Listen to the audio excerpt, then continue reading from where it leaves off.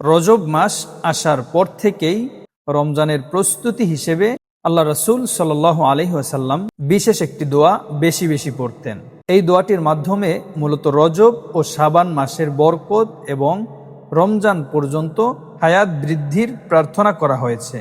দোয়াটি হচ্ছে আল্লাহুম্মা বারিক লানা ফি রজব ওয়া শাবান ওয়া বাল্লিগনা রমাদান, অর্থাৎ হে আল্লাহ, আমাদের জন্য রজব ও শাবান মাস বরকতময় করে দিন এবং আমাদের রমজান পর্যন্ত পৌঁছে দিন, অর্থাৎ রমজান পাওয়ার তৌফিক দিন।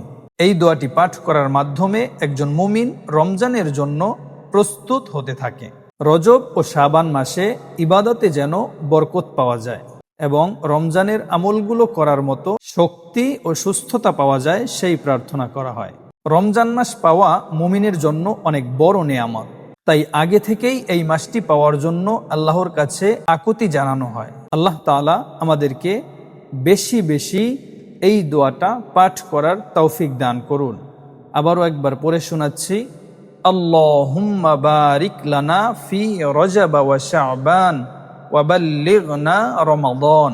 যারা পারেন না, ভিডিওটা বারবার দেখে ভালোভাবে দেখে দোয়াটা শিখে তারপরে পড়বেন ইনশাআল্লাহ।